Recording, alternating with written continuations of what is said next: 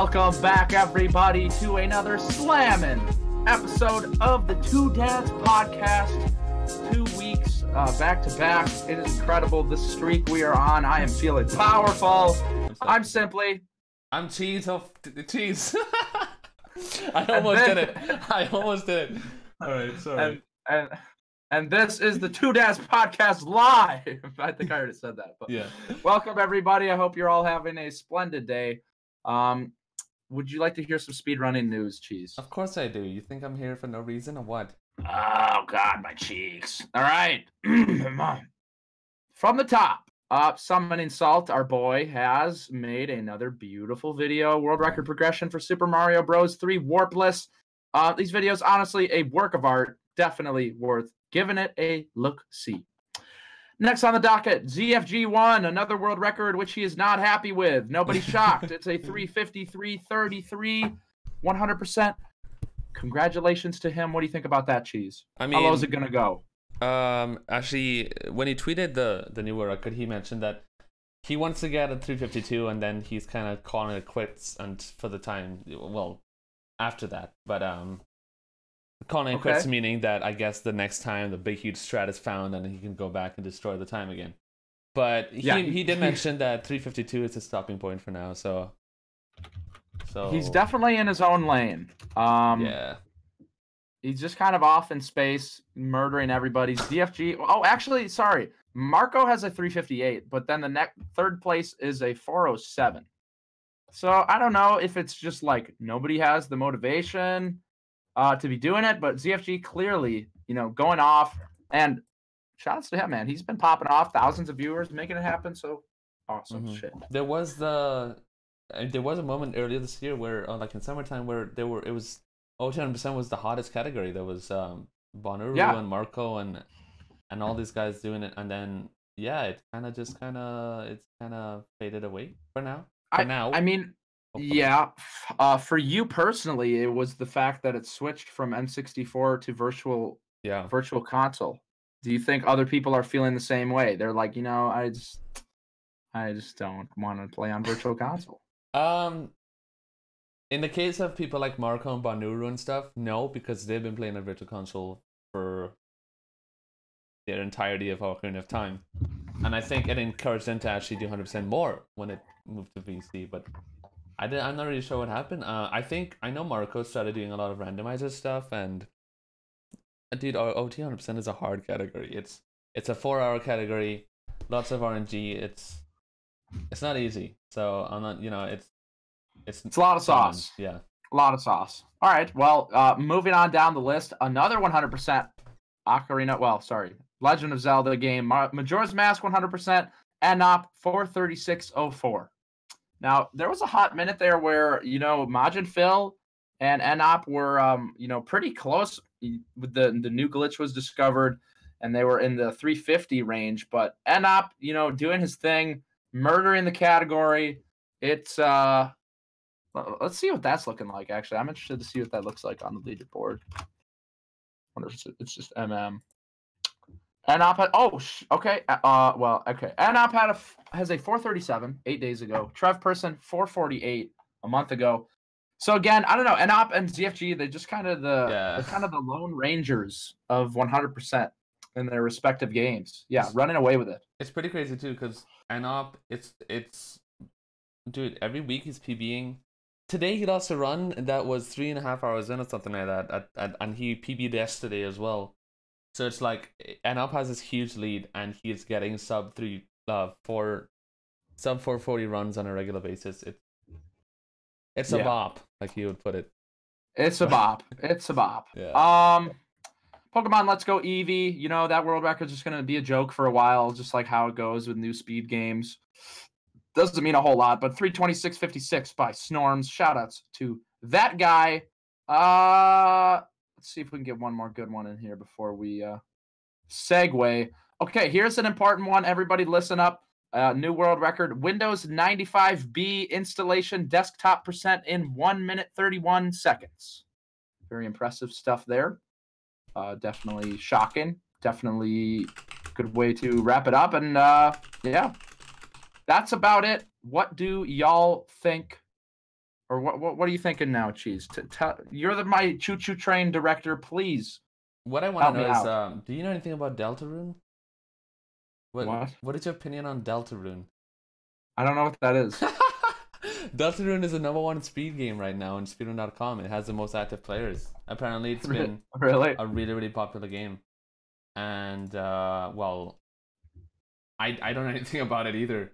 But apparently, it's extremely popular. So that's pretty interesting. I gotta check that out. Deltarune. Check it Yeah, out, everybody. That's one word. Deltarune. Exactly how you think it would be spelled. Deltarune is a role-playing video game created by American indie developer Toby Fox. The player controls a human, Chris, in a world where monsters live on the surface of the earth. Okay, that's sounds like at RuneScape. Somebody said in chat RuneScape. It sounds like a what do you call this really popular game? I can't remember. Hot Topic. Yes. Sure. Undertale. It sounds like Undertale kind of vibe. I think this game looks. It looks like Earthbound, kind of, just from watching one. Undertale 2, yeah, we call it Undertale 2. It's a sequel to Undertale. Oh, or is it? Is it actually? Or is that a meme? Yeah, it's part of the Undertale series. That's right. That's sweet. Okay. Yeah. All right. Well, great. Yeah. All right, Choo Choo Train director, take me on a trip. Okay. Right. So today, guys, we have a guest that he has his own podcast as well. He has a podcast on his YouTube channel. Christian Sears, that's the name of his YouTube channel. That's also his name. So, that's his name. It's Christian Sears. He has a podcast on YouTube, and he has a lot of really, really interesting speedrun content in his YouTube channel. And in general, he posts a lot of videos on speedrunning news and just stuff going around. And he recently posted a really, really interesting video, and it was titled "Speedrunning is not an esport." So, automatically you hear that and you're like, wow, I gotta check this out. And it was not disappointing. It was very interesting, and it was basically him reading out a lot of facts on kind of like a quick history of a lot of sports, and then comparing those to esports and then speedrunning, and trying to, based off of those facts and those descriptions, kind of saying, hey, this is why speedrunning is not an esport. And then he welcomed the conversation, his comments. Let's see what you guys have to say about this. So now he's here to give his opinion, and the backstory behind this video. So without further ado, let's welcome the beautiful man himself, Christian Sears from Vancouver. How are you going, my man? It's going pretty good. Thanks for having me on. Yeah, no problem. Christian. I just want to say something about the Deltarune thing really quick. I did interview the current record holder of that, so I know a bit about the game if you guys are interested in it later on. Okay. Yeah, sure, of course.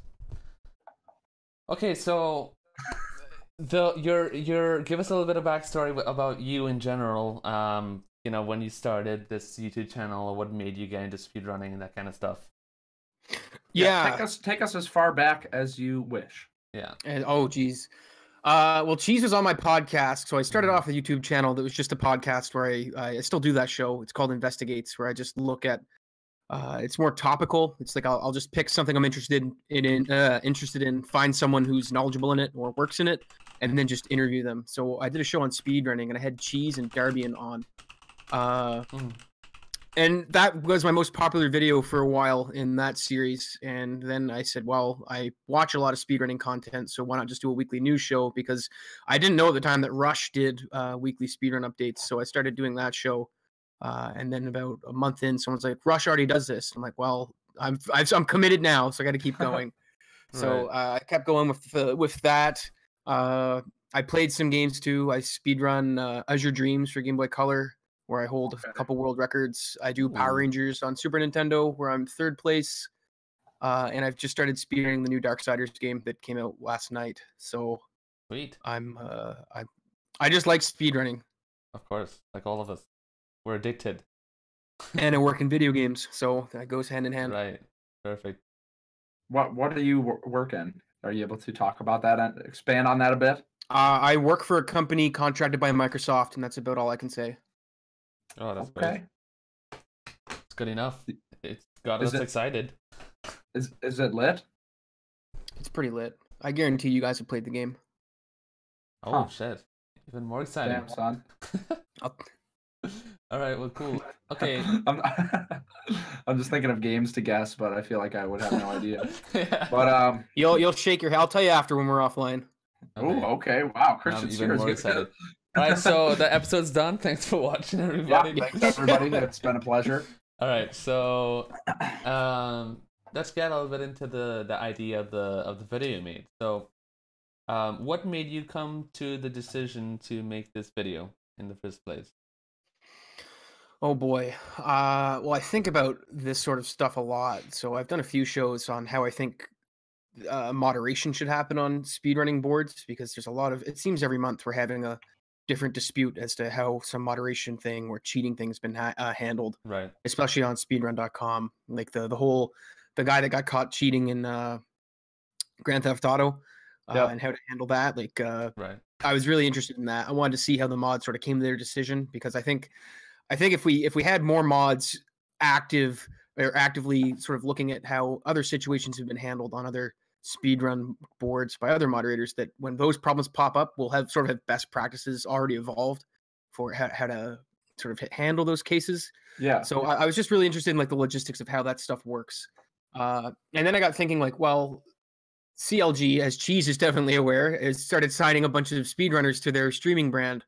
And I thought, well, that's strange. Why is an esport company sort of signing speedrunners? Right. So then I started thinking about, well, is speedrunning an esport? Can it be an esport? And then I just started writing the script for the video, and that's how I got here, I guess. Okay. Oh, so what you read out on that video was a script that you made. Oh yeah, I wrote it all out. From facts that you found on the internet, or did you Internet, reading, research, lots of different places. Okay. I probably should have cited sources, but it's an internet video, so. Okay. So there's a lot to cover here. Yeah. a lot to scratch at, but we do have points that to cover. The first thing I found interesting in the video, well, actually, do we have like a condensed list of the points made? Do you by chance have, Cheese? Like before we dive into each separate point, just like the general I made a few main points that I'll be touching on today in this video. It is quite a long video, and we won't be able to watch the whole video on screen. But actually, I might as well go ahead and link the video in chat for people who do want to check it out later. Yeah. Well put together, well spoken. I enjoyed the. That's the first video. Yeah, I've edited together in I think 6 years. So go easy on me, please. Oh, shoot. That shit sucks, man. That shit's booty terrible. All right. All right. Here's the video, everybody. Basically, the main points that I pointed out that I want to touch on are, the first one I noticed was when you talk about sports, and you mentioned that sports having a high brain power necessity than esports or speedrunning. Esports requiring quick reactions and button presses and nothing more. So I guess. So you have a sport like, you talked about ice hockey, you talked about football, and it has the idea that it has a lot of brain power necessity in, I'm guessing, decision making, and you pointed out that, you know, every game is different in a sense that the outcomes are always different. You know, it changes, you know, game to game, and it has a lot of brain power, etc. And then you mentioned the esports, like League of Legends, for example. It's kind of similar, where it's the same playing field that you have, right? And let's say like in a football game, but the outcomes are always different. And then speedrunning, well, you mentioned speedrunning is all the same all the time. So you follow the same route, the same routine every single time. Do you have anything to expand on that idea, or what conclusion can you come from that specific idea? Yeah, sure. So that was, I think, the second or third point I made in the video, and where I was going with that is the brain power that you're using for evaluating choices in actual sports are related mostly to spatial reasoning and evaluation skills. So like for hockey, for instance, you have to know where the puck is. You have to know in relation to the puck where it is to your body and where your body is on the ice, as well as keeping track of where the other players are at all times. So that's more or less the point I was making there. And as you get into like something like, well, let's go with League of Legends, since that's the biggest esport people know about. The dimensions for League of Legends they've taken away the Z-axis, so there's no more three-dimensional movement. It's all isometric on an X and Y top-down sort of view. So they've already taken away some of the spatial reasoning you need there. So you're I'm not saying you're using less of your brain, you're just using different parts, because you don't actually use less of your brain. You just take, to get technical, you take glycogen and throw it at different parts of your brain that are requiring it at the time. So that's where I was making the point with that, is that they use the brain and they do different things with it based on the demands. And then when you get to speedrunning, the demand in some games, so it's different game to game, which is another problem that I didn't really address. Sure. But it becomes different game to game, because what you're doing in like Mario 64, for example, is completely different from what you're doing in Celeste for a bunch of reasons. One, you're navigating a 3D space in Mario. So that adds a lot of complexity to it. And in versus Celeste, where it's all 2D movement, very complicated 2D movement, but it's all 2D movement. So you've stripped away a level of complexity by doing that. So that was more or less the point I was making with the brain power. It's just they just use different parts of the brain, and that wasn't. I don't think that was like a big argument I was making. It was just sort of laying the groundwork for the sorts of reasoning people were doing, because I ended up cutting a part of the video out on what kind of decisions you had to make in sports, esports, and speedrunning, just because I didn't want it to be 30 minutes long. Right. Sure. Yeah. Okay. So chat popping off right now. Yeah. We'll get to that point later. Definitely. I saw that comment in the YouTube comments that brought up. That's one of the main points I'm gonna bring up too, for sure. So yeah. But first thing, brain power, I guess. So would you say your stance on it is like, if you're not using your brain or those parts of your brain, then it isn't a sport, or is it just more, like you said, a groundwork? No, it just changes. Like what the parts of your brain you're using to navigate are different. Like for example, there's a study done at the University of Michigan, I think, might have been Chicago, I'm not 100% sure, where they took a rat and put it on a 3D treadmill. And all that is like a 3D treadmill that they'll use my microphone. It's just a ball that the rat would sit on top of, and it's strapped in. So when it moves, it just moves the ball around. And they mapped its movements into a 3D environment. So the rat had these screens in front of it, and it could move around on the treadmill while it navigated this 3D environment. And the place cells in its hippocampus encoded the information of the 3D environment the same as they would as if it was navigating a real environment. Just showing that like the brain processes information in games the same way it does in real life. So like the spatial reasoning for 3D games, very similar actually to the spatial reasoning you'd use in something like an actual sport, or what you do day to day to get around your house. It's like that's just I don't know. I was being a little bit of a neuroscience nerd with that point, but it wasn't to say that like you need to use certain parts of your brains for it to be a sport. It's just to show that there's different aspects that you're going to use in different sports. Like what you're doing in pool is I don't want to use pool as an example. What you do in football is different than what you do in hockey, more or less. But there's still nonetheless something that makes both of those things qualify as sports. Okay. Despite the differences. I want to ask a simple question. Sure. But it probably wouldn't have a simple answer. What to you makes something an esport? What is the definition of an esport to you? Oh, I can make this easy. I don't have an actual definition, which was the point of the video. So when you try to define something like that, it gets very muddy very fast, because as soon as you put out a definition, and this was like the problem I ran into on the Reddit thread and a little bit in the YouTube comments, was as soon as you throw a definition out, you're immediately met with, like, I see the chats doing it too, like, is weightlifting not a sport? What about racing? What about swimming? All that stuff. So as soon as you put a definition out, someone's going to try and find an example of something that doesn't fit within that definition, and then try to say, well, why isn't it included? My basic answer to that is it's really hard to define something like this, because it's not like this is an object in the world where you can just define its properties and that's it. Like this glass here. I can tell you the properties of that, and then you can say, well, it's a glass because XYZ, it fits up with the definition. That's great. When you do that with sports, people seem to get a little bit edgy when you say something like golf isn't a sport. So to give a definition of esports, I can't really do that. I can just do like I did in the video, try to point out commonalities between sports and esports, and then point out where they're different at, rather than try to say, well, esport is this, and then someone say, well, why isn't this game considered an esport then, or why is this one included and this one not? Because I didn't really want to have the conversation come down to just a whole definition debate, like what happened. I wanted just to be a little bit more pragmatic and useful about it, and just try and find out like where things can fit in and why they fit in there, and then maybe come to a definition later. Okay. So to answer your question, I can't give you a definition, and that's why. Right. That's But like I interesting. think that when you talk about esports, I think people generally understand what you mean when you say an esport. Like they'll have things like Overwatch or League of Legends come to mind. Right. It's just when I think of it, speedrunning doesn't come to mind, and I think that's where the big contention came with. Sure. I think that's fair. Like I think a lot of people are in that position right now. When you think about esport, or when you think about speedrunning, it's not esports. Would you consider Smash an esport?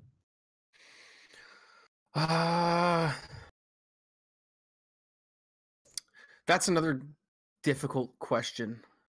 I would say so. I don't consider Smash a fighting game per se. I consider it a party brawler. So I'm probably gonna get killed for saying that, but whatever. I love the chat has never been like the chat's never been so into it before. It's never been this tough. Okay, so it's a tough crowd. Another juicy one here. So Tharo looks up a definition for esports on, I'm hoping is a credible website, dictionary.com. Okay, that's pretty credible, I think. But anyway, that's fine. Yeah. It says esports, competitive tournaments of video games, especially among professional gamers. So by that definition, the simple idea of having competitive tournaments of any video game is considered an esport. So that means that, and this is a common argument where people were talking about my chat earlier, where, okay, so GSA, for example, runs speedrunning tournaments, then that means that those tournaments in speedrunning, you can consider that as an esport. By that definition, that would comply. There's another interesting point that somebody made earlier, though. What about this? Can esports be defined the current way that esports exist or are ran in the esports world? Can esports be defined as the idea of how certain games are branded in the gaming universe? So just branding perspective. So, companies are certainly trying to do that. Could you repeat the question just one more time? Meaning, like, I guess in terms of popularity and branding and advertising. So League of Legends tournaments are huge, and the branding and there's a lot of money that goes into it, and that's what makes it an esport. That's why people call it an esport, because it has that kind of reach, and it doesn't have to do with the competition, but more of the advertising and the popularity of it. And that's what really defines it an esport. And because speedrunning isn't that popular or doesn't have that kind of reach yet, that is why it's not considered an esport. What is your opinion on that? Well, I would take issue with the fact that just because something has a lot of money involved in it, that grants it a status as a sport. I think, like, no, I agree. Look back at the early leagues for soccer, hockey, football. Like very, very poor people played those sports, and they often didn't get paid for them in the beginning. When like Major League Baseball, like when the majors came around, those athletes weren't paid; they just did it. Same with hockey; like they got on a bus and went from Toronto to Detroit to play games for no money, just because it was something to do. Yeah, that's what I did when I was young.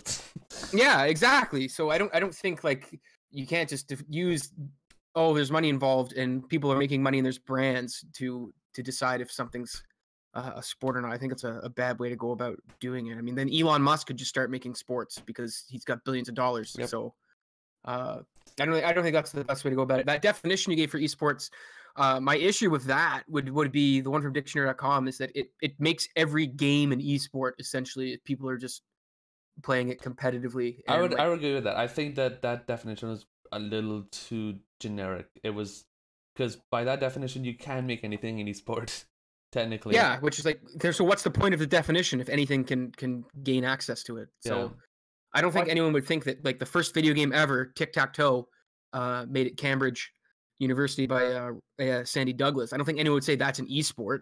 Right. What is your take on this simply? Well, you definitely. I mean, that's a fair point. I would not participate in a tic-tac-toe tournament because it's kind of a broken game. But I do find it interesting how you brought up like early sports and whatnot, how they would go far and beyond just to play for fun, basically. And I mean, that's kind of what we're seeing with speedrunning right now. Is a lot of people are doing it. I mean, everybody. There was like no money in speedrunning. Basically, the only people getting paid in speedrunning were Cosmo, Narcissa, and Siglemic for like a while. And it's kind of, I mean, as we can see now, like people are making livings off of it. But I don't really want to bounce on like the whole money thing. But like as we can see by speed gaming, people are participating in tournaments just because they're fun. Like I'm pretty sure the speed gaming tournaments aren't involving any money, right? Until now, probably because they're partnered with Vi as well. But yeah. Right, yeah, and so I think that's like I guess my counterpoint is right now we're seeing like this is the beginning of speedrunning, like, and as we saw with Smash, like I mean I understand your point on Smash, but I consider Smash esports. I consider it like out there. A lot of people know about it, like highly competitive, thousands of viewers, whatever. Thousands of players showing up at all these tournaments like every week. I think, but I mean, it wasn't like that all the time, right? Because it just came out like not that long ago, and it sort of progressed from a grassroots community. And I feel like we're kind of seeing the same thing happening in speedrunning. And so I'm wondering, what's your thoughts on that? Well, my thoughts on speedrunning and it as like not being an esport, if you just want to have like the most basic version of the argument, it's that it's so different from what have been defined as esports that it should have its own category. For what it is. I don't say it's like this esport of speedrunning. I think when people talk about speedrunning, they say speedrunning because that's what it is. It's a lot different than what you see as traditional esports like League of Legends, Overwatch, even Hearthstone, if you want to call that an esport. Sure. So like it's just very different from like the objectives of those games and what you do in those games versus like how it came about in the history of speedrunning. Right. I could agree. It's also, I think, what makes it a little bit more difficult and more seen as a niche thing is because speedrunning is speedrunning is essentially a generic term for thousands of games that can be sped ran. So it's not like League of Legends is an esport, has its own esport thing, but it's one game. But speedrunning is an overall concept, right? So there was one thing I wanted to point out from the dictionary.com definition. It says as competitive tournaments of video games, especially among professional gamers. Now that point, among professional gamers, professional indicates that there is some sort of monetary involvement, right? There's some sort of professional. The definition of being a professional means that you do it as a career. So what that means is that definition actually implies that money is involved, because professional players meaning that they do that as a career, meaning that it has to involve making money to make it some sort of career. What is your opinion on that? Does it matter where the money comes from? Like the method that they accumulate the money? Well, by the definition, it doesn't specify, no. Okay, because the way streamers get money versus the way like an athlete or a professional chef gets money is very different, because the way they're paid, I should say. Well, no, but it does specify that it's competitive competitions, or it's competition. So it has to be a competition and it has to be involve professional gamers. So those are the two okay, sure. conditions. So then like scratch chefs from that definition. Pro athletes are still involved in competitions and they get paid by the teams that they're part of. Streamers get paid by the people that watch them largely. Although like I don't know the specifics of the agreements that esports teams are giving streamers that speedrun now. Right. I haven't looked into it or looked at it yet, but I'm assuming there's some kind of money involved. So then by that definition, you guys that stream for people or for brands and teams would definitely fall under that. And I don't really have a problem with that. Mm-hmm. Like any kind of problem other than that, I think it should just be speedrunning should be its own thing, I guess. Rather you want to make a new word for it instead of esport, or just keep calling it speedrunning, because I think that's more or less where my issues come from. Like if people want to call it esports, at the end of the day, we're playing games for fun here. So well, yeah. I'm not going to hold anyone to the fire too much over it. Right. Yeah, we gotta keep it lighthearted here. Yeah, I do. I think it is like a conversation I think is worth having. No, for sure. Just for the matter of distinguishing it from esports because it's so different. Right. Okay. So you have anything else to point out on that, on the definition side, Sim, or do you think we should move on? I think we can move on from the definition just because there's a lot of complications. Yeah, I mean, a lot of run into a little bit of circles. Yeah, a lot of opinion. So I guess we can step into the juicier part of things. A point that you made, another point you made in your video is how speedrunning is always the same, which is a very fair point. Like especially, and you see it, like the thing that I think is actually very different in terms of like what we see is, or what you think of when you think esports, like Overwatch and whatnot. Obviously, the environment's the same, but the players are different, which makes each game different. But every time you do a speed run, nothing's changing. There's a little bit of RNG, maybe. Depends on the game. Sorry to cut in here real quick, but some people are asking like what the actual point of that is. What Simply's trying to say, I guess, is when Christian made the point that the environment in speedrunning never changes, meaning that it's the same routine and process every time you do a speedrun. That's the point we're talking about right now. You can go ahead, Sim. Yeah, and I think that's actually a good point, and I kind of like where you're going with instead of like wanting to put it into esports or like pushing for esports, it could be just speedrunning or something else. Like, I guess we can bring up the like, what are your thoughts on the counterpoint of like weightlifting or swimming or Olympics and such, like setting records, being sport and whatnot. So I'm going to be a little bit. So go ahead, Cheese. Sorry. I'm just gonna give a good example was when somebody talked about gymnastics. So a girls gymnastics team, you know, for months and months before Olympics, they train the exact same routine over and over and over again. And their goal when they reach the Olympics is to perform that routine that they have done over and over again and try to do it as best as they can, which essentially is exactly what speedrunning is. But yeah, you can go ahead. What is your thoughts on that? Okay, sure. So like as someone who has done professional, I shouldn't say professional, but competitive weightlifting and other things, I'll definitely say I don't think it's a sport. I think the most that can be said of it is it's a game that's played competitively or done competitively. Now, if you want me to define that, since we just put out for definitions, we could do that. But I think that's just best to leave that for now. Because I think there's a difference between a game and a sport. Sure. So the point of the environment changing. So the point with that I made with that was that if you're playing something like football or hockey, the options that are available to you are almost infinite, given the parameters of what's going on at the time. So like the quarterback has the ball. There's a ton of people on his team he can throw it to. There's a few optimal choices, a few suboptimal choices, but even if you pick a suboptimal choice, you don't know what's going to happen just because there's the human element involved. And like the field's the same. Like the dimensions of the field do not change ever in football. They're always the same. But what changes them and what changes the field in that context are the players. So you can't do certain things based on where players are on your team and off your team. So the opposing team are also working against you in different ways each time the play starts. That's true of hockey. That's true of soccer. Baseball's a little bit different because I think baseball's like in this weird state where it's a turn-based game. So like the outfielders have no effect on that game until the ball's hit. Like they virtually don't exist when it's just the pitcher and the batter. So it's a really weird turn-based game. Like golf sort of falls into that category as well. So it's just kind of strange. Whereas in speedrunning, everything's the same every time except for a little bit of boss RNG. I've made the point with Mega Man X. Like, yeah, I remember that. Storm Eagle's stage is going to be the same every time you run through it, except when you get to the boss because he behaves differently based on certain. I don't actually know what determines his RNG, but I don't think anyone does. But he behaves differently, or he can, right. But not in the same way that you would. It was playing against someone on the other team. So I know what Storm Eagle's going to do.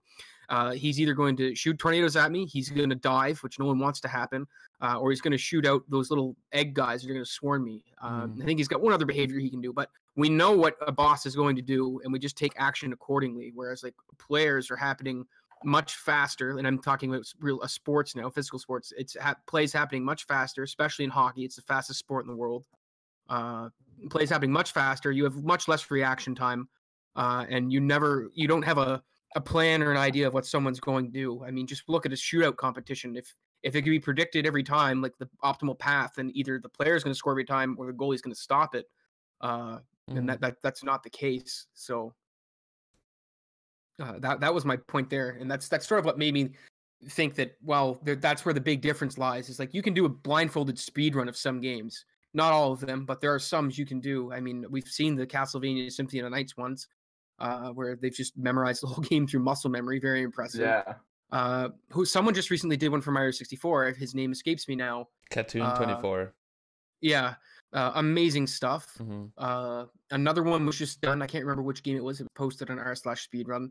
But if you tried to play a sport blindfolded, especially a contact sport, you're going to get killed. You're going to get absolutely murdered. A 300-pound linebacker is going to come run your ass over. Right. Or you're just going to get open ice hit and break your collarbone in hockey. It's not going to happen. There's no, and then like you can extend that to like even the sports that I don't consider sports, like golf, or swimming. Like do it blindfolded. Like good luck.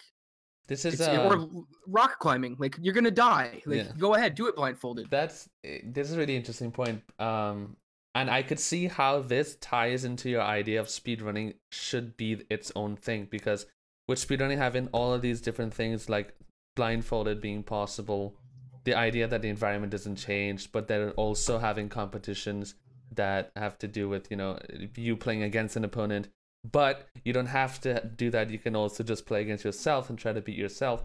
All of these different aspects, I could definitely understand why you would say speedrunning needs to be its own thing, and that is why you believe that it shouldn't be categorized as an esport. I could definitely see that. I guess what I think a lot of people think is that because there's so many options in speedrunning, that's why it should be even more considered as an esport, because the competition side is valid enough for it to be considered as an esport. But sure, like speedrunning is highly, highly competitive. I'm not going to dispute that. But Right. So are things like Magic cards, like Magic the Gathering, highly competitive. I wouldn't call it a sport. Same as chess. Wouldn't call it a sport. Highly competitive. Like Magnus Carlsen just went against a robot or a computer program and tied it 8 times and then beat it 3 times. So Right. highly, highly competitive stuff going on. Again, wouldn't call those sports, and for the same reason that I don't think I'd call speedrunning as a sport or esport. But there is, if you're gonna race someone in a speedrun, I think I wouldn't call that an esport, but I think it's approaching something like an esport when the the live race sort of takes place. I think that's where you're sort of getting into territory where like something different's going on here. Mm-hmm. Because then there's a bit of strategy involved, especially in things like bingo races, or lockout bingo. I think lockout bingo was the one I was talking with Will Haig song, the record holder in Breath of the Wild, before I made the video about lockout bingo and how you can strategize lockout bingo in real time against whoever you're racing against, because you're on the same bingo card, and what options you choose to pursue and then lock down in the bingo card affects what they can do and what you can do, and you can strategize around it. Mm-hmm. So I definitely think I'd grant lockout bingo the status of an esport, just for the fact that it's interactive between the two players and what's going on, but just barely, just because they're still at the same time running a game that they can't affect each other in real time. They can just affect the goals that each other are going for. Mm-hmm.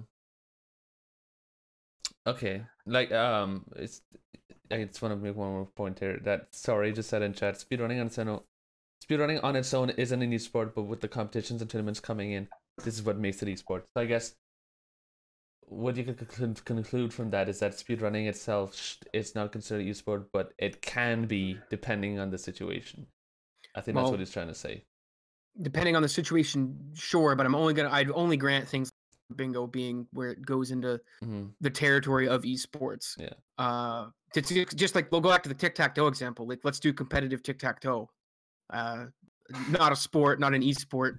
I would argue it's barely a game, just because if both players play optimally, it's going to tie every time. Right. So it's one of those things. Now the league thing, like the competitive league thing's actually interesting, because, and this is actually super unfortunate, but competitive leagues legally can't form due to the fact that companies own these games and get to control how they're used. So at any given time, Nintendo could come in and say, we don't want people speedrunning these competitively anymore, and just shut down any leagues that have shown up with their lawyers.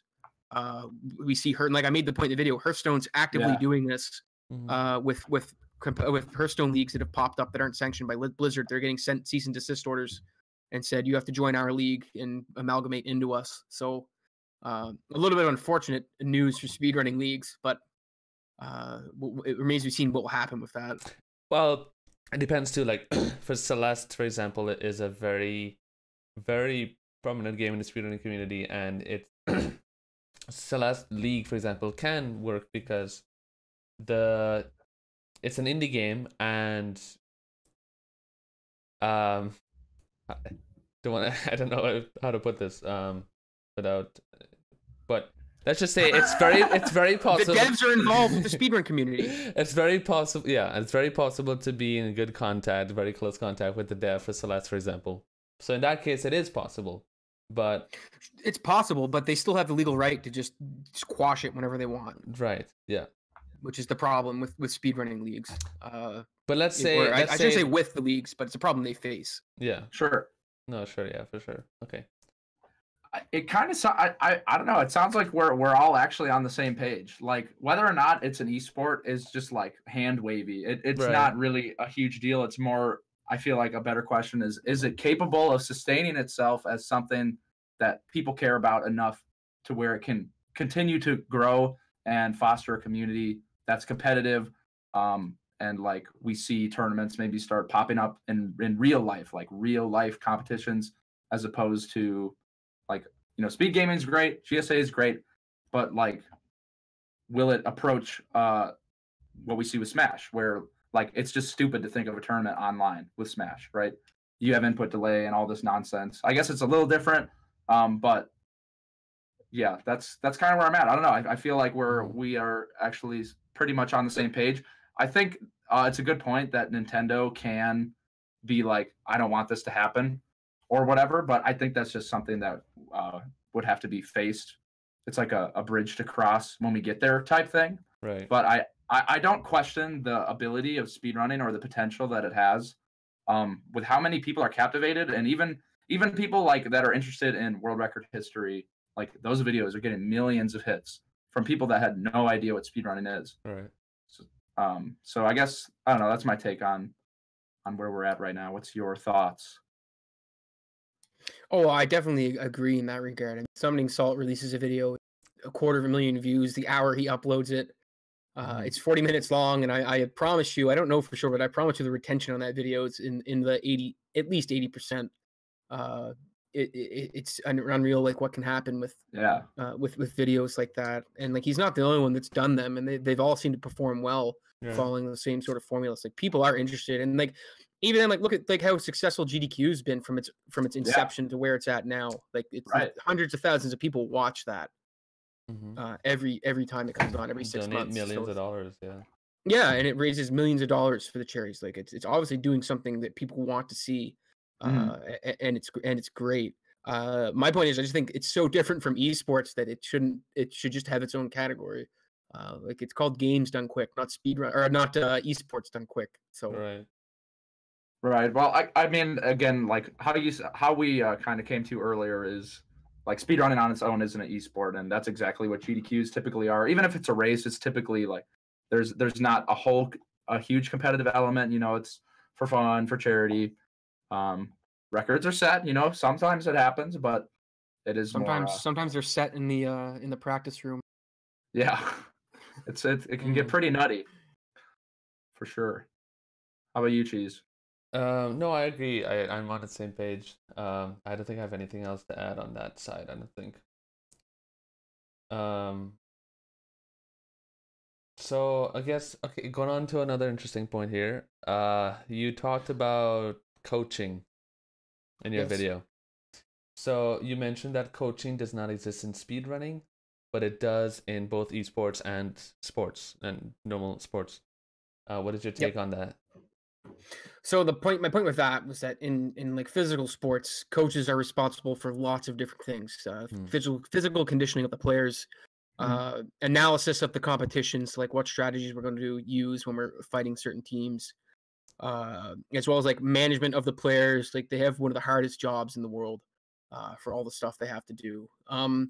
And then in esports, the coaching job shifts a little bit. It's actually in a really unique place. I think it's kind of cool where they have like sports psychologists. Not that they don't have those in actual like physical sports, but they have sports psychologists, and the coach isn't really concerned with the physical condition of their players. I mean, I'm not gonna like sit here and body shame people, but esports players, like I said in the video, don't have to be in top physical condition like like people that play hockey or football do. Like there's no being a 300-pound 6'5" linebacker doesn't give you any advantages or disadvantages when you're playing League of Legends or a thing like that. So I would agree with that.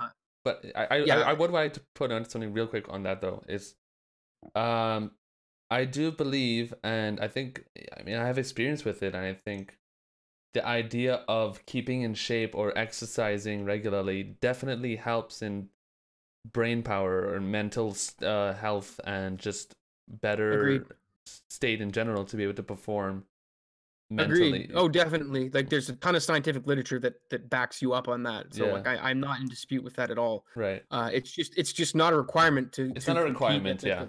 Yeah. Like I shouldn't say it's not a requirement. It's helpful, but it's not like a requirement in the way that it is in football or hockey or something like that. Yeah. Well, and I think that's also the point of like esports versus sports, I guess. Like one of the big things. Right. It's more mental. But I mean, obviously, go ahead. Yeah, sorry. No, but to bring it back to the coaching thing, coaches in esports are concerned with strategies, like analyzing what the opponents are doing, how they play, what sorts of things they do. Like if you're going to look at Overwatch, it's what team compositions do these guys normally play, and what are the chances they're going to use these against us, or how will they change when they're preparing for us. It seemed to be like the dominant thing in how esports goes. And then when you go to speedrunning, like you throw even more of that out the window because you don't need the conditioning. You don't need the predictive capabilities, like what strategy, like Storm Eagle stage, or even like Bob-omb, whatever the first level of Mario 64 is called. It's not throwing something different at you. It's the same thing. So you don't need a coach for that. And the other point is like you can learn a lot of it through tutorials. Like every game I've speedrun, well, not Azure Dreams because I was one of the founders of that speedrun, but Power Rangers and everything else that I've speedrun, I've learned through tutorials or just watching other people's videos. I haven't had to have a coach come up and say like, hey, this is what you need to do and this is why you do it. Now, like I did tweet to the world record holder, like, how do you do this trick? And he said like, do this. So, I mean, if you want to get really technical, then like maybe a coach might help, but they're not really coaching you. They're just relaying information on like how this is done. So I'd call them more of a mentor than a coach. Yeah. But we can talk about this if this is the point you want to dig into. Well, first thing I want to mention is that there was, I think about 2 years ago, Margin Phil actually tried to start like a coaching kind of like academy, his own academy for Zelda Majora's Mask, because Majora's Mask was getting more and more popular, and he decided, hey, you know, I'll coach whoever wants to be helped in, you know, learning Majora's Mask, and he put it out there, and it was received with very mixed reviews. A lot of it was negative, but it ties into, you know, speedrunning community being very scared of this kind of new stuff being implemented and the change. People are just not used to it. And yeah, I agree. Like Phil got absolutely mauled over that. I don't think but it happened in League of Legends before he'd even done it, and like it went over great there because people wanted to get better, and then Phil did it, and like I don't know if people didn't want to get better, or they just thought he was just money hungry. I didn't get it at all, like the response he got. It's a very common stigma in speedrunning for people to just be very afraid of change, and it happened with the Vi.gg betting website being sponsored, being involved, partnered with GSA and Speed Gaming. It happened with just the introduction of prize pools. It happens with everything in speedrun. It's very common, but I just wanted to point that out, that happened. But apart from that, you mentioned sports psychologists, and I think the idea of speedrunning psychology is probably by far the most important thing when it comes to any sort of coaching in speedrunning. Coaching in terms of the psychology in speedrunning definitely can be something very, very, very important and helpful to people who are learning speedrunning. It's because I point this out because this is something that I experience almost every single day when I stream. People always asks me questions every day on, hey, how do I get over, getting frustrated in this part? How do I get over losing runs at the end all the time? How do I get over, how do I, stop getting so nervous? How do I, stop being scared of my own PB and this kind of stuff? All of this is part of the psychology in speedrunning. And I think coaching in the psychology, in that part of speedrunning can actually be very, very, very helpful. Much more so than just actually coaching somebody on how to get better at the game. Because as you said, the tutorials are there, and it's very easy to look at a tutorial and learn a trick. But the mental side of things in speedrunning, having as an experienced person to actually coach you through that in terms of how to learn to build your motivation, how to learn to build your endurance, your patience, and resetting all the time, that takes years to get used to, and to be able to keep motivated after years and years of playing, if you really want to become a top runner, it's a lot that goes into it. So what are you guys' thoughts on that? You can go first. Yeah, sure. Well,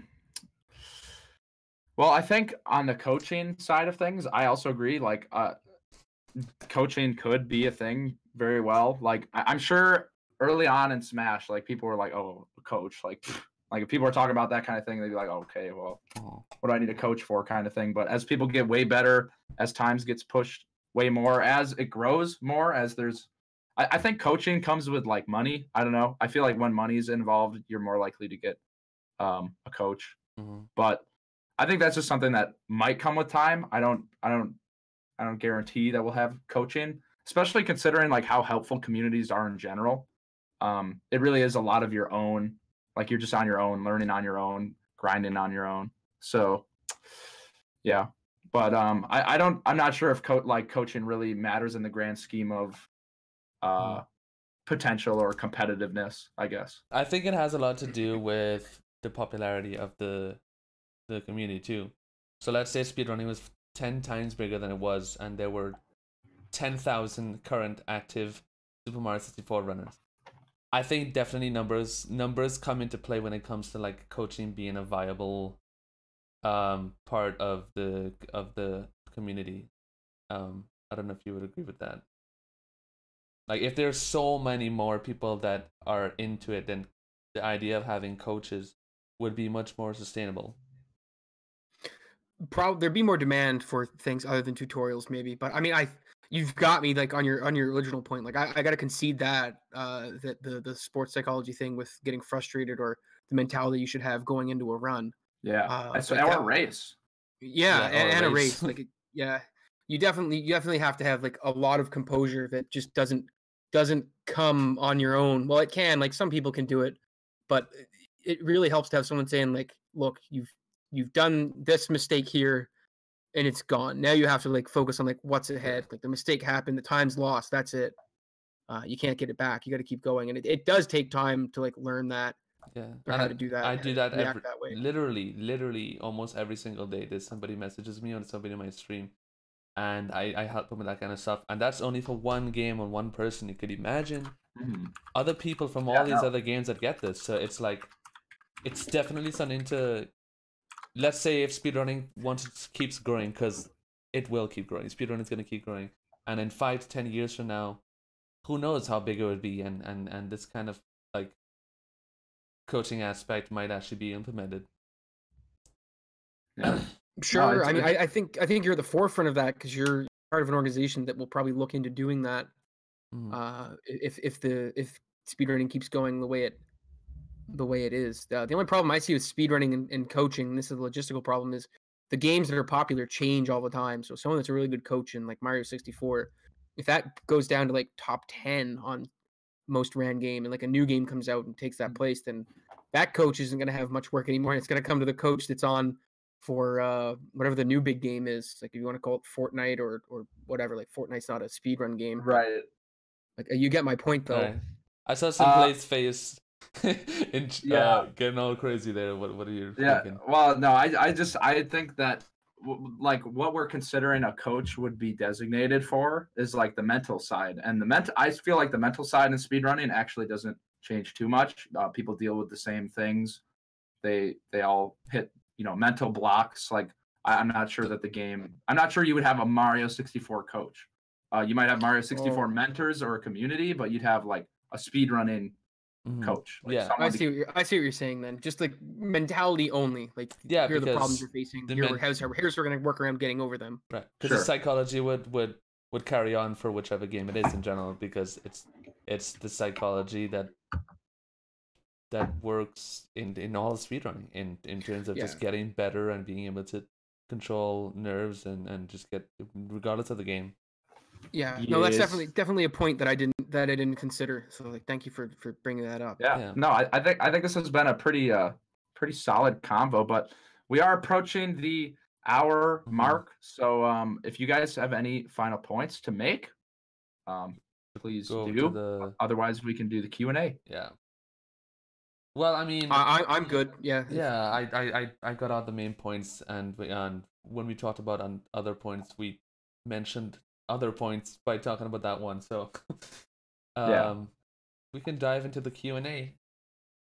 Sure. Actually, okay, I have one thing that I actually liked from your video quite a bit was you brought up the point that like you don't see an athlete that's a god at like football and baseball.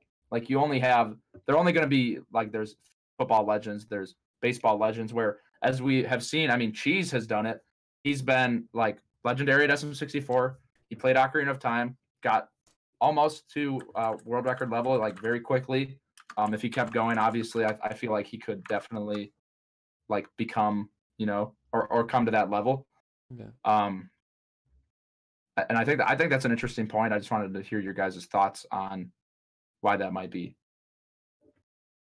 Well, because I think it's because the skills you're using in speedrunning largely translate between games. Like playing Mario and playing Celeste, you're using the same equipment, you're using the same parts of your brain.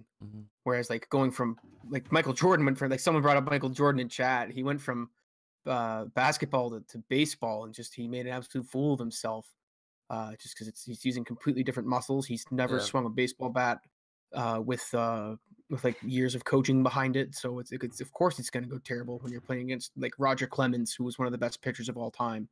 So that's where I think it is. Like you're not going to see many multi-athletes anymore, because sports are so specialized and diverse now that the skills they require aren't just being able to run fast or throw a ball hard.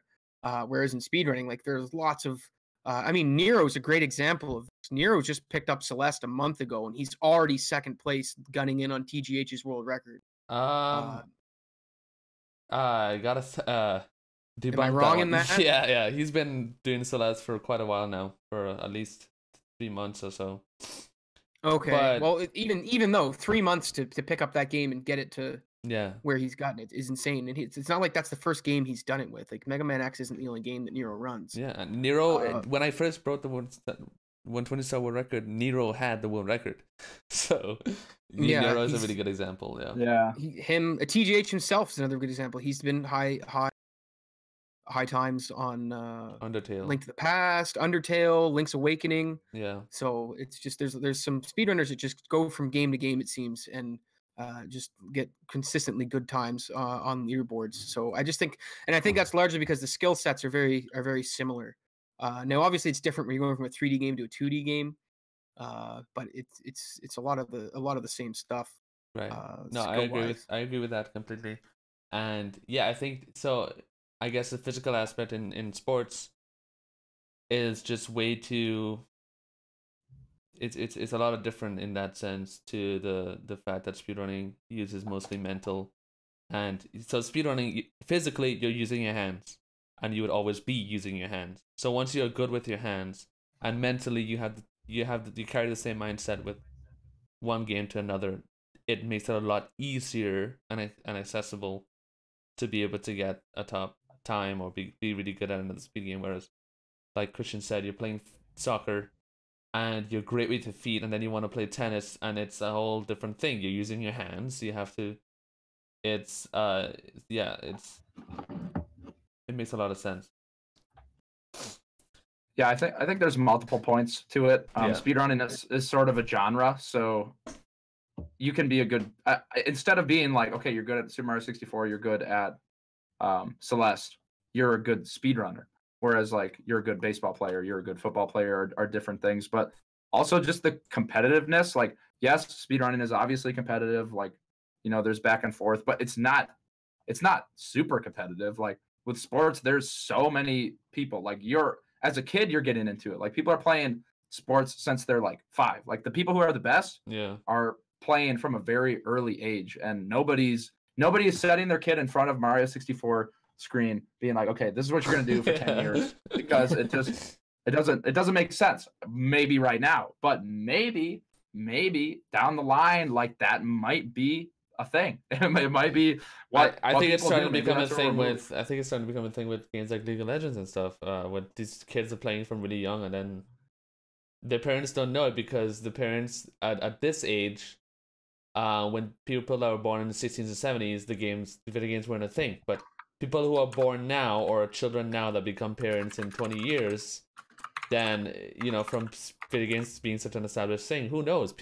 Those people would have children, and they would see their children playing video games and be like, hey, you know, you're gonna do this, because you could become a professional esports player, and that would be a career, and that would become the new sport in that sense. And maybe that's why it's called esports at the end of the day.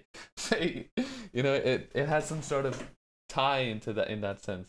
But definitely, I see. So Karathine brought up a point. Yeah, aren't there Olympic athletes that do multiple categories? Like there are, but they do multiple categories in the same sports. Like distance runners will do like the 3,000 and the 4,000 meter run, whereas like most sprinters usually specialize in one, the 100, the 200, or the 400. You don't, unless you're Usain Bolt.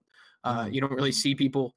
A lot of distance runners specializing. They might run the race, but they don't specialize in like all 3. They usually just pick one and do really good at it. But yeah, no, like, but again, like I wouldn't call running a sport. I think running's sort of in the same category that speed running's in, because the people you're racing against aren't affecting how you play or do the race. So that's same thing with like motorsports. I don't know. I would say, like I said, as soon as I brought up a definition, everyone wanted to just try and find exceptions, which is why I don't like definition debates. Right. Yeah, that's a fair one. All right. Well, do you have any more points on that, or are you guys good for the Q&A? The move. Yeah. Yeah, let's dive into it. Yeah, what Caterpillar Cake said. I think that's like a big piece of the people being good at different games. I feel like down the road we'll see less of somebody being able to be a world record holder at one game and then switch to another game, but could be wrong. So this is a good question from Corbinator. Does Cheese and Christian disagree that League is an esport and speedrunning is the Guinness Book of World Records / the Olympics, or would they agree with that? Well, where is this? Okay. Okay, It's up a bit. Corbinator. Does Cheese plus Christian disagree that League of Legends, okay, that League of Legends is an esports sport and speedrunning is a Guinness. Okay. What are your thoughts on that, Christian? League's definitely an esport. Speedrunning being the Olympics. If you want to like use it in the most basic terms that people race in the Olympics, then yes. But I don't think that really changes much of the stuff I've been trying to argue. I think that's just more of an observation of similarity than anything. Okay. Drop your questions in the chat, gang. I agree with that. I mean, the Olympics is like I don't know. Obviously, a shitload of people care about it. A lot of people want to watch it. So it's obviously not in that sense. Yeah, Olympics. I guess it's the idea of the format, I guess. And yeah, it makes sense. It makes a lot of sense. I would agree with that, Corbinator. Yeah, it's actually kind of funny. I don't know if you guys caught the Twitch Rivals thing, but that's it has that Olympics feel in a way. It's maybe like our version of it. Like, okay, in the Olympics, you got what? Is it one chance? They don't do like reruns. They do like one race, and whoever wins, right? Yeah, it in some cases it depends. Like I think some events you'll have multiple tries or whatever. Sometimes it's just one try. If you fall, then that's it. Rip. Good luck to the other 80 entrants. Yeah. Yeah. I think I think that what they did for Twitch Rivals was really interesting. Like that was the idea of setting a limit, like a 2-hour time to get the best time. Whoever comes up with the best time in 2 hours of attempts. Well, 4 hours it was, but yeah, that 4 hours. That was crazy, and it's a really interesting format, and I think it's perfect for speedrunning. It's because actually, when I think about it, when you look at the Olympics, there are many other sports in the Olympics that kind of make it really, really, really difficult for somebody who, let's say, somebody who's trained so hard and they're actually a really good contender to actually win at a certain event, and they just happen to have that. Let's say they practice 500 times over and over that routine, and then that one time that they actually have to perform it at the Olympics, they happen to have a fall or make a small mistake that totally ruins all of their practice that they've done for that, right? And then they're out. That's it. That one try wasn't perfect and they're out. It's really harsh. So like the idea of making it so that you have a 4-hour time period, and if you don't have a good run, you could try again, and you can submit your best run in 4 hours. It completely changes the game. It's quite interesting. But can that really work in like an Olympic sport? I don't. I mean, it's what we can do with technology. Like you couldn't ever do that with sprinting, because somebody couldn't just keep doing another sprint over and over. Like they just get tired as fuck. But complex playing brings up a good point. Is it really true that speedrunning in a race doesn't affect what players do? I would think the runner's behavior affects how risky of strats to attempt, and lots of PBs occur during races, so it affects something. That's a really good point. I think if you're in a race and you can see the other person's stream, I'm not sure what speedrunning in person looks like yet. I'm interested to see how that goes, but it is up to the runner if they want to look at the stream or not, if we're talking speed gaming or GSA. And it definitely does. Like if you realize you have a big lead, you can play safer. You don't have to take risks. Or if you realize you're behind, you can take more risks, like go for riskier strats that are faster. So I would argue that it affects what players do if they know the status of the race. Yeah. I don't think it's only that though. I think the idea just because remember when you're speedrunning alone, right? All you're thinking of is how you perform and how you execute your strats and focusing on your own mindset. But as soon as you introduce the idea of you are racing against somebody else and somebody else you have to think about, I think that completely changes the game. So you have to change, your mindset essentially changes. And I could say this with first-hand experience with racing, that my mindset in a race is completely different to what it is when I'm doing PB attempts, because my goal in a PB attempt is to beat my best time. My goal in a race is to beat that person. I don't care about what time I get. It's my mindset is based off of beating that person and not in beating my time. So that's a good point. Yeah, I think the whole ball game changes, if I'm going to be honest.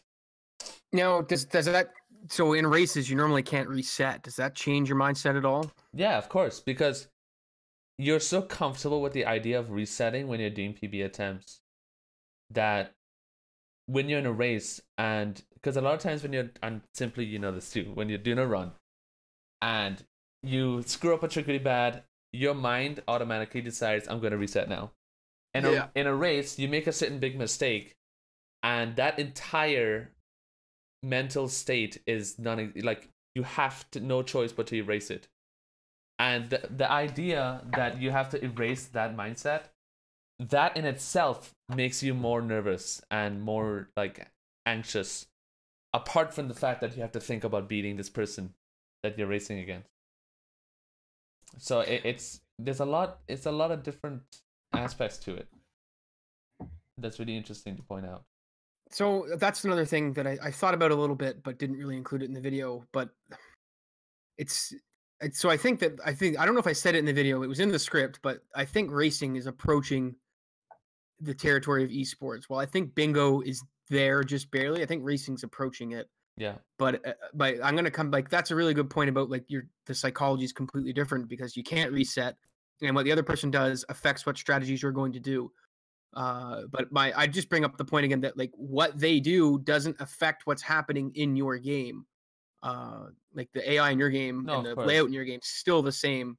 And I think that you might need some of that interplay of your opponent being able to influence what's directly happening to you to sort of make it towards the esport sort of definition or territory.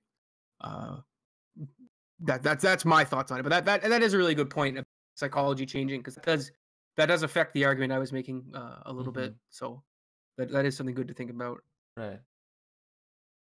There was a Cool. question I did want to get to by Thero about what about bingos and randomizers? Yeah, let's do that one as the last question. Okay. Randomizers are really cool. So are roguelikes. So I got a question on the video about, well, what about roguelike games? Because the environment changes there every time. Like, as someone who tried to speedrun Crypt of the Necrodancer, I can definitely say, like, yeah, that's a really interesting take on it, because roguelikes change. Like, everything but the rules of the game change in roguelikes. Like, what equipment you have, what the levels look like. It's always changing. It's just the rules remain the same. Which is what happens in physical sports. The rules remain the same in hockey and soccer and football, but the environment changes based on what's going on in the environment, which is the same as what's happening in roguelikes, and then some, because the environment in roguelikes is changing because the environment and the things in it are changing each time, which is a really interesting thing that I hadn't really thought about that much. Because roguelikes are in this really weird category of game because of the things I just mentioned, and that they're not like any other type of game. Yeah. Like, they have their own genre for a reason, roguelike, because of the weird ways that they sort of get made and come together. Like, the game designers aren't making an intentional design; they're making a bunch of rules that generate a design. So it's a really different sort of experience than anything else. So I don't actually I don't have anything to offer on that yet, because I haven't thought about it. So sorry for the boring answer, other than the reasons on why I can't talk about it. I share the similar view, because I might have some sort of biased opinion on the whole randomizer thing too. But because I don't have a lot of experience in it, I'm not gonna express my views on it, because I think it's unfair, because I don't have enough experience with it. But I agree with you on that. The fact that it's yeah, basically what you said. I agree. It's I think a completely different sector, but Well, it's like, look at A Link to the Past. Like, the gatekeeper for that runs Aghanim because of the blue balls. Like, 0 blue balls means you've got to run. Anything more than 1 blue ball, you're probably not going to be able to get world record, because the time loss is just too much. Whereas like in a roguelike, it's all RNG. Like, you don't know if you're going to have a world record done or record run until you're near the end. Which is like, that's with the game I run, Azure Dreams. It's all RNG. It's all generated on the fly, except for a few of the floors that are preset. But it's a unique experience to speedrun roguelike games. I'll just put it that way. right. Definitely a interesting thing and an interesting topic. I thought it was a pretty good discussion. I had great fun. Yeah, it was awesome. Got some good points. There's one more question that I feel this is a really, really important thing, and that I would like to point out, I guess. All right, one more question. Jeez, okay, go for it, baby. Zap Rouse Dowser, he says, what are your opinions on speedrunners who quit in the middle of a race because they aren't doing very well? I think it hurts the esports vibe. I've seen it happen a few times. Should this stick it out, or is this something we should accept? Okay, my quick view on this is that it has happened a few times. Again, I think this directly ties in to getting used to the mindset change of PB attempts versus doing races against somebody, because your mindset after years, especially of speedrunning, is so fixated on accepting resets and accepting that your run is over and you want to start over again, that it's so hard to learn to be able to get rid of that mindset during a race and focus on just beating your opponent. Because I'm sure that a lot of people who have done that, who have quit a race because they're not doing well or whatever, that they could have easily just come back and turned the game around and actually won. But it's so hard to break that mindset. And also breaking the esports vibe, yeah, I could I could see why you would have that that opinion as well. Yeah, I just wanted to mention that. I don't know how you guys. Yeah. Also, I think prize pools has something to play with that. I think once prize pools get bigger and bigger, that would definitely affect somebody's like or just that in general. I think that would encourage people not or to just quit less if the prize pool is much more substantial or significant. Yes, I agree. I can cover Ruby's point really quick. Could you technically compare track with speedrunning? I think that is a point that we talked about, and I think that you could, in the sense that we can compare speedrunning to the Olympics. It's in that same kind of idea. Okay. So, yeah. Thank you, everybody, for the slamming questions. Christian, do you have a Twitter? I have a Twitter. I do. I'll get it for you right quick. Yeah, if you could link that in the Discord, I got a nice message I'm crafting for everybody in chat. I don't know if you had the chance to update the bot, Cheese. Of course not. Thank you, Adam Zetti, for the resub for 25 months in a row. Welcome back to the fridge. Thank you. Thank you, everybody, for following or watching. We hope that you enjoyed it, that you got something out of it. And, yeah, it was an absolute pleasure talking with you, Christian. Thank you for coming on. Thanks for having me. If you guys want to check him out, he's got a YouTube channel full of interesting videos, a lot of news. He's got a Twitch, and he's got a Twitter. So if you're trying to get some more of that Christian Sears action, it's right there. Right there. Dab it on the haters. Thank you very much, everybody. I'm Simply. I'm Cheese. And this has been the Two Dads Podcast live. Catch you guys on the flippity flip. Thank you so much. Peace out.